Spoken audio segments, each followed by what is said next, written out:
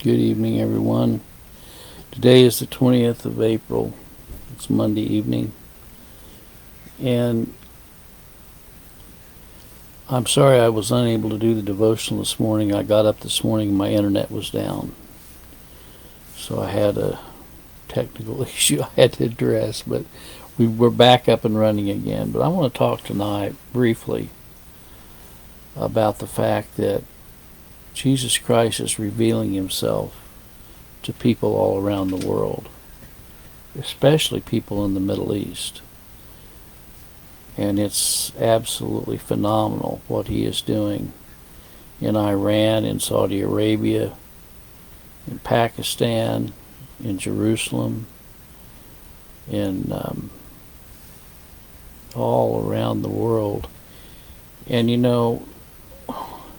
he foretold that he was going to do this. In fact, Revelation 14:6 says, "And I saw another angel fly in the midst of heaven, having the everlasting gospel to preach unto them that dwell on the earth, and to every nation and kindred and tongue and people."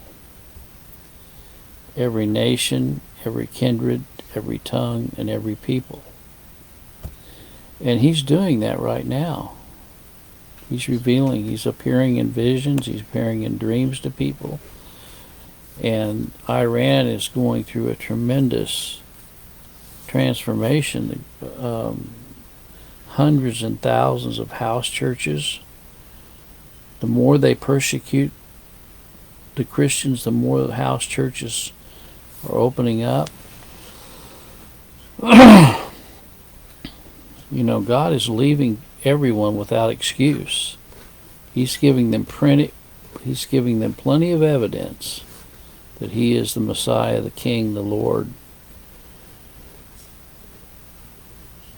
Revelation 5:9, they sung a new song, saying, "Thou art worthy to take the book and to open the seals thereof, for thou wast slain, and hast redeemed us to God by thy blood out of every kindred and tongue and people and nation." Isaiah 45:23, "I have sworn by myself, the word is gone out of my mouth in righteousness, and shall not return unto me. Every knee shall bow, and every tongue shall swear."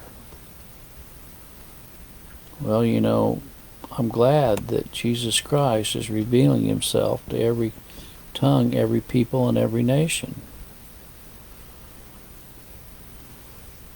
Romans 14:11, "It is written, As I live, saith the Lord, every knee shall bow to me, and every tongue shall confess to God."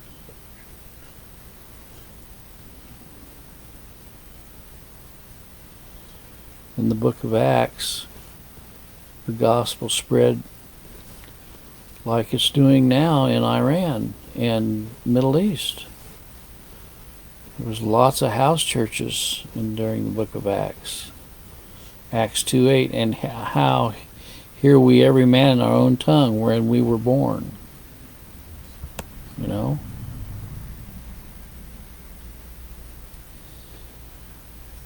Colossians 1:28, "Whom we preach, warning every man and teaching every man in all wisdom, that we may present every man perfect in Christ Jesus."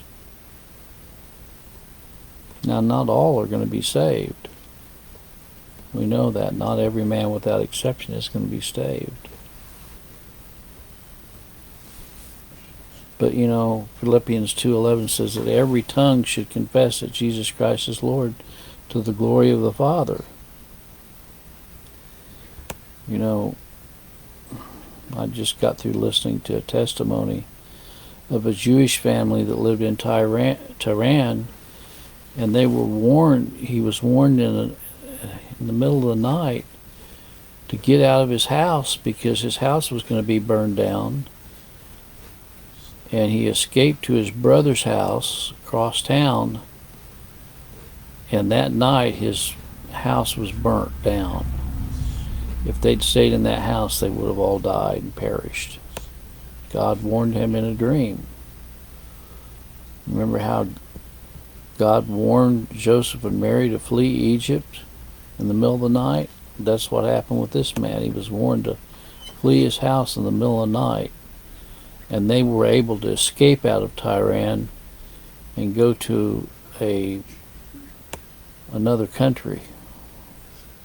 And now he's sharing his testimony around the world, how Christ delivered him and his brother and their families,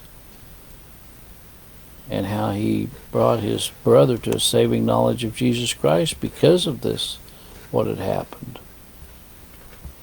Jesus Christ is a faithful witness of himself. He describes himself, I am that I am. You know, Pilate asked him, are you a king?